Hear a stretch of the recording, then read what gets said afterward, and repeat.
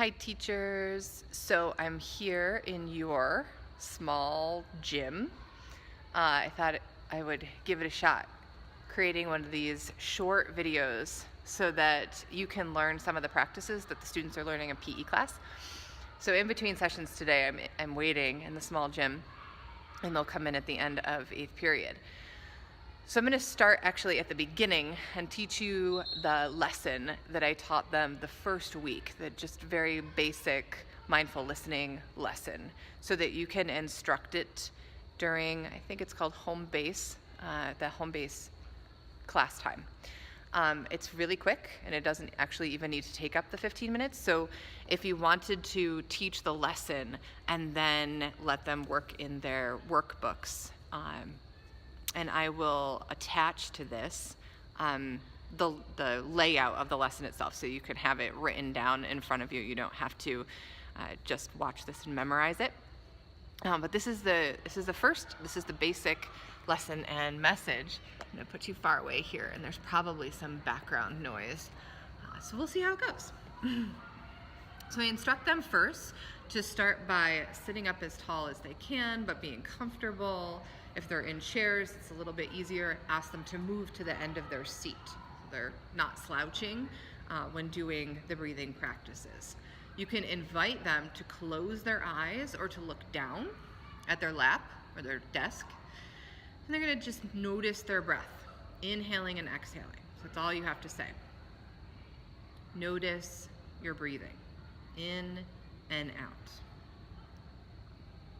And out.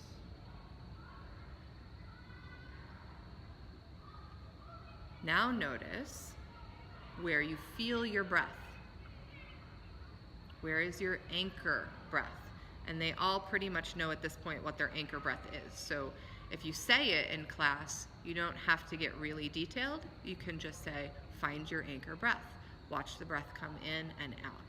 If you want to instruct the how to find your anchor breath, you can ask them if they feel it in their nose, or in their throat, or in their chest, or in their belly.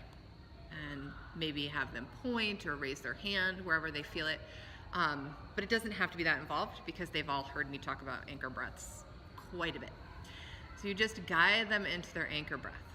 And then you would say, follow your anchor breath. I'm gonna ring the bell, and I have the singing bowl here.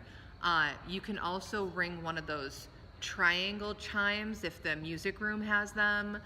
You can find an app on your phone that also makes the singing bowl sound, and you can make it last for a longer period of time or a shorter period of time.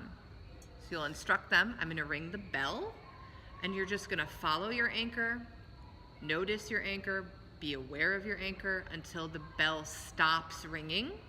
When the bell stops ringing, open your eyes and raise your hand. Okay. And they've done this now for a few weeks. So when the bell rings and they hear, at the very least, they get quieter.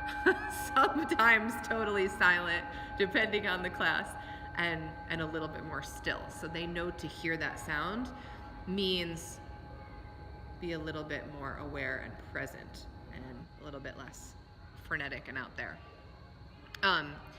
So you'll instruct them to find the anchor breath,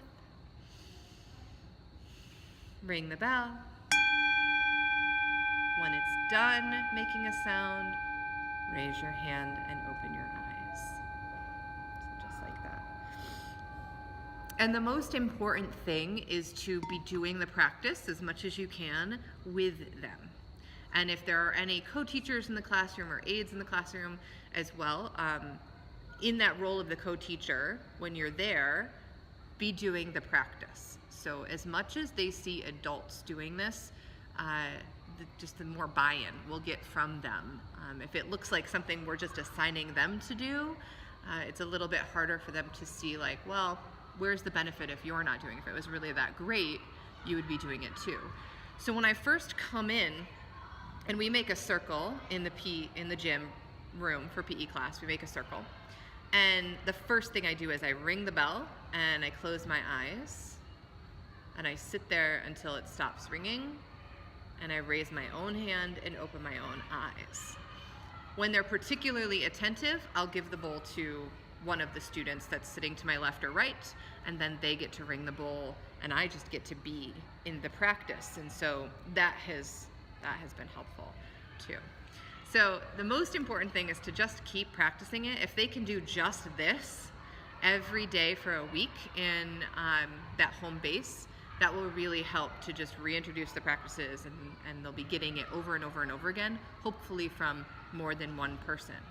And of course, if you want to do it in your regular classes as well at the beginning or end of class, that's even better. That's just more exposure that they have to the practice.